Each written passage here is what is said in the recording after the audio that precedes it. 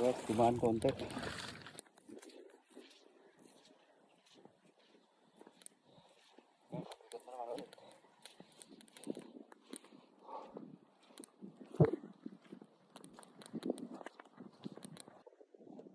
Yan, sabi ko, pasado yung mga hulog natin eh. Wala kang sakit-sakit sa ulo. Gusto ko yung sumasablay man minsan.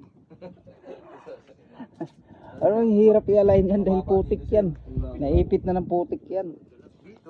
Madali ko lang diskarte yan sa ano yan, sa kulong. Tugor, ba't naging ano to? Mga nabalukot? Na ano yan, nasagi yan sa bako.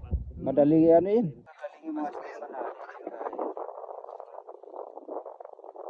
Sakto? Sakto? Sakto ba? Parehas? Ay, yari tayo dyan.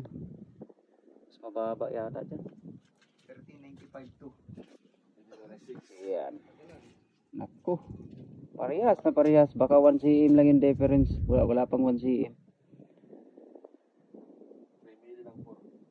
Ha? 1395 por. Perfect.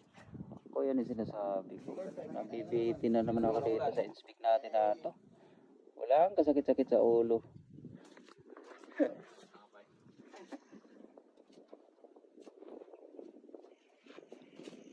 Okay, okay.